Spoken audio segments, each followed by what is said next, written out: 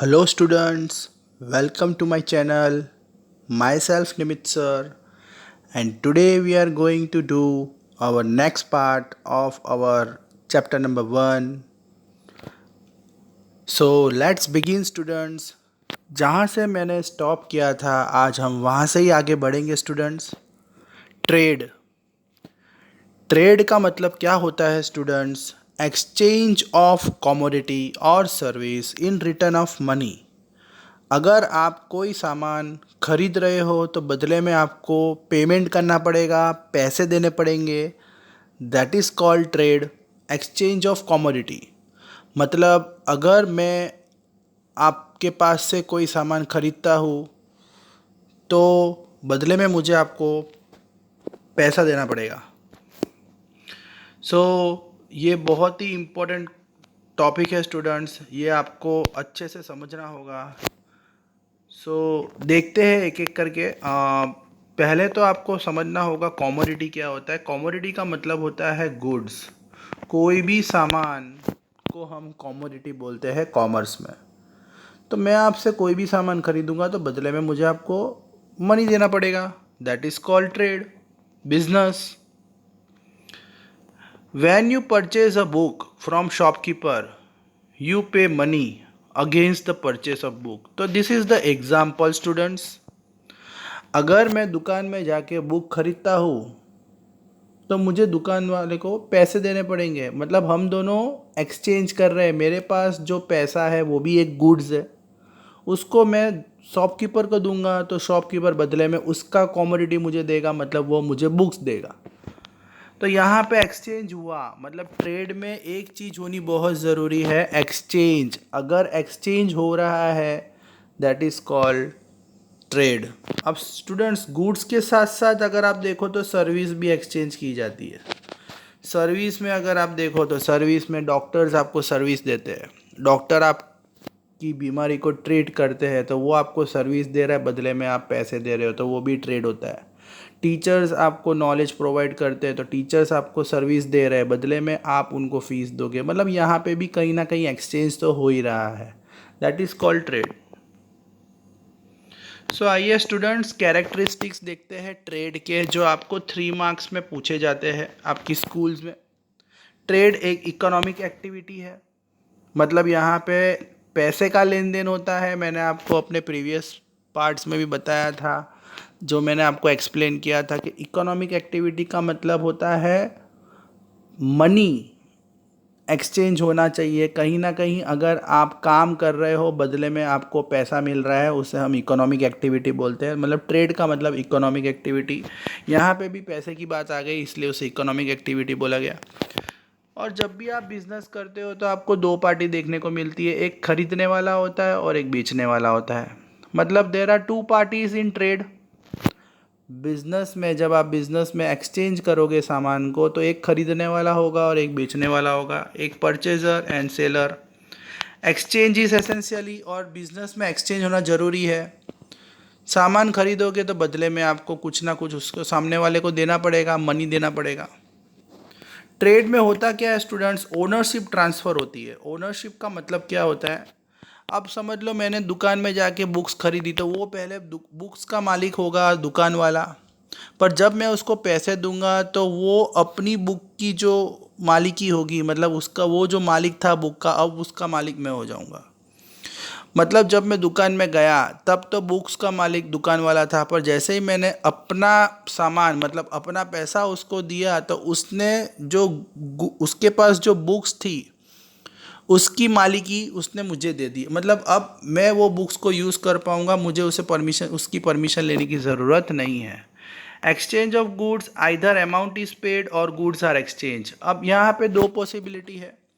आप अगर मार्केट में कुछ परचेस करने जाते हो तो आप अगर सामने वाले से कोई गुड्स खरीदते हो तो आप अमाउंट देते हो, आप पैसे देते हो।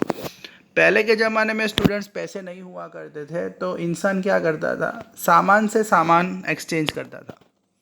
मतलब सामान से सामान कैसे एक्सचेंज करता था? जैसे सामने वाले के पास राइस हुआ करते थे, और एग्ज़ाम्पल है ये मैं आपको दे रहा हूँ। जैसे फॉर एग्ज़ाम्पल पहले के ज़माने में अगर मेरे पास शूज़ है और सामने वाले के पास राइस है, तो हम दोनों अपना अपना प्रोडक्ट एक दूसरे के साथ एक्सचेंज कर लेंगे, क्योंकि पहले पैसे नहीं थे।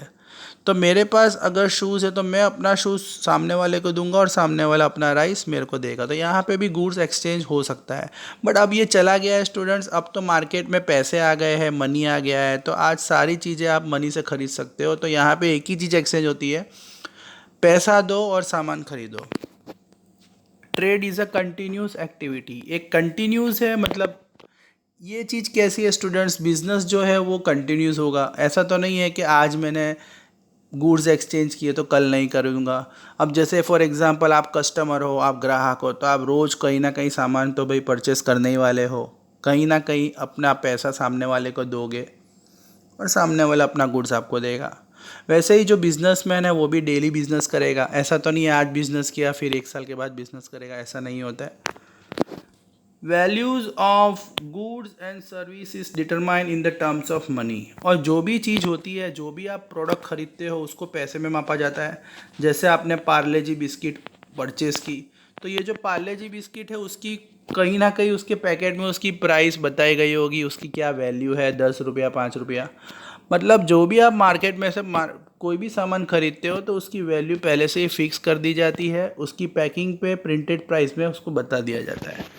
ट्रेड लीगल होना चाहिए। आप जो भी बिजनेस करते हो वो कानून की नज़र में लीगल होना चाहिए। आपके पास बिजनेस करने का एक कोई लाइसेंस होना चाहिए। अगर आप इलीगल बिजनेस कर रहे हो तो वो ट्रेड नहीं है। मतलब अगर आप कोई बिजनेस कर रहे हो, जैसे कोई है फॉर एग्जांपल आपने देखा होगा मूवीज़ वगैरह में स्मगलिंग, मर्डर, वो सब बिजनेस नहीं होता, बिकॉज कानून इसकी इजाज़त नहीं देता। लीगल होना चाहिए, लाइसेंस आपके पास होना चाहिए, then only it is called trade. Types of trade दो तरह के होते हैं, इंटरनल ट्रेड और इंटरनेशनल ट्रेड। आइए देखते हैं पहले इंटरनल ट्रेड के बारे में।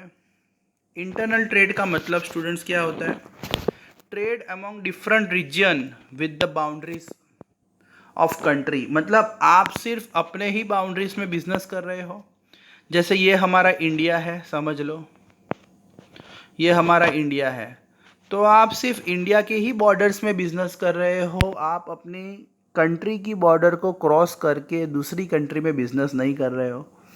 हमारे इंडिया में जितने भी स्टेट्स है बस वहीं आप ट्रेड करोगे, एक्सचेंज करोगे, अपने कंट्री की बॉर्डर को क्रॉस करके नहीं जाओगे। जैसे a trader of Ahmedabad purchase boxes of Apple from Kashmir. अब कश्मीर भी इंडिया में है और अहमदाबाद भी इंडिया में है, तो ये जो ट्रेड हो रहा है, ये जो बिजनेस हो रहा है वो इंडिया के अंदर ही हो रहा है, इसलिए उसे इंटरनल ट्रेड बोला गया। इंटरनल ट्रेड को दो पार्ट्स में डिवाइड किया गया है, wholesale trade and retail trade.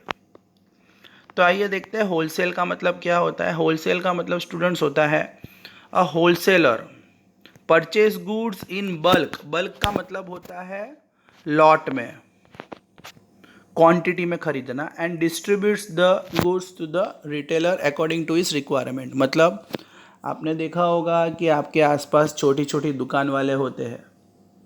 वो जो छोटी छोटी दुकान वाले होते हैं ना, उन लोगों को क्या बोला जाता है? रिटेलर। और ये जो होलसेलर होते हैं ना, ये डायरेक्टली फैक्ट्री में से सामान खरीदते हैं। आपने बालाजी वेफर का नाम तो सुना ही होगा, जो आप लोग खाते ही होंगे बालाजी वेफर। तो ये जो बालाजी वेफर की जो फैक्ट्री है वो राजकोट में है।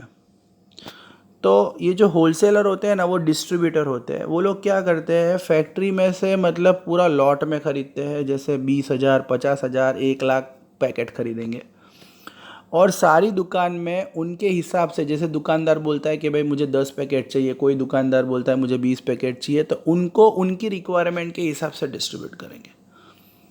होलसेलर कभी भी कस्टमर को डिस्ट्रीब्यूट नहीं करते, छोटी छोटी दुकानदार को डिस्ट्रीब्यूट करते हैं। रिटेलर क्या करते हैं, जो छोटी छोटी दुकान वाले होते हैं, वो अपनी डिमांड के हिसाब से मतलब सामान को परचेस करते हैं और फिर कस्टमर्स को सप्लाई करते हैं। आप जो सामान खरीदते हो दुकान में से, वो बंदे लोग होते हैं रिटेलर। इंटरनेशनल ट्रेड अगर मैं देखूं या मैं आपको बताऊं, तो trade done between two countries. दो कंट्री के बीच में अगर कोई बिजनेस होता है, जैसे इंडिया अमेरिका, इंडिया जापान, यहाँ पे आप अपने कंट्री की बॉर्डर को क्रॉस करके जाते हो और अपना सामान दूसरे देश में बेचते हो। इंटरनल ट्रेड में आप सामान सिर्फ अपने ही देश में बेचते हो, बट इंटरनेशनल में आप बाहर चले जाते हो। इंटरनेशनल ट्रेड के भी 3 पार्ट होते हैं, इंपोर्ट, एक्सपोर्ट और री एक्सपोर्ट। इंपोर्ट का मतलब अगर आप बाहर से फॉरेन से सामान इंडिया में मंगाओगे, दैट इज कॉल्ड इंपोर्ट। अपना सामान बाहर बेचोगे, that is called export. Re export का मतलब होता है आप बाहर से सामान मंगाते हो पर इंडिया में सेल नहीं करते, बाहर से सामान मंगा के वापस से आप दूसरे कंट्री में सेल करते हो। तो मैं आपको डिटेल में बताऊँ तो इंपोर्ट का मतलब क्या होता है, when you bring goods from other country. जैसे इंडिया में चाइना के मोबाइल्स वगैरह ज़्यादा चलते हैं, तो इंडिया चाइना से बाहर से मंगवाता है। एक्सपोर्ट का मतलब इंडिया का जो पतंजलि का जो आइटम्स है, मतलब आयुर्वेदिक है, वो फॉरेन में ज़्यादा चलता है, तो इंडिया अपना पतंजलि बाहर बेचता है। री एक्सपोर्ट का मतलब होता है स्टूडेंट्स के, फॉर एग्जांपल इंडिया के पास तो मशीन है, अब अमेरिका और जापान एक दूसरे के साथ बिजनेस करना चाहते हैं, तो इंडिया क्या करेगा, जापान से मशीन मंगवाएगा पर अपने पास नहीं रखेगा। इंडिया जापान से मशीन मंगवाएगा सस्ते में और अमेरिका को हाई प्राइस में बेचेगा। मतलब इंडिया बाहर से तो मंगवा रहा है पर अपने पास यूज़ नहीं कर रहा है, दूसरी कंट्री के लिए मंगवा रहा है। मतलब बाहर से मंगवा के दूसरी कंट्री को सेल करना और प्रॉफिट कमाना। ओके स्टूडेंट्स, सो जो भी आज समझाया है वो आपको होमवर्क में लिखना है और मुझे सेंड करना है। कोई डाउट हो तो प्लीज़ आस्क। Thank you.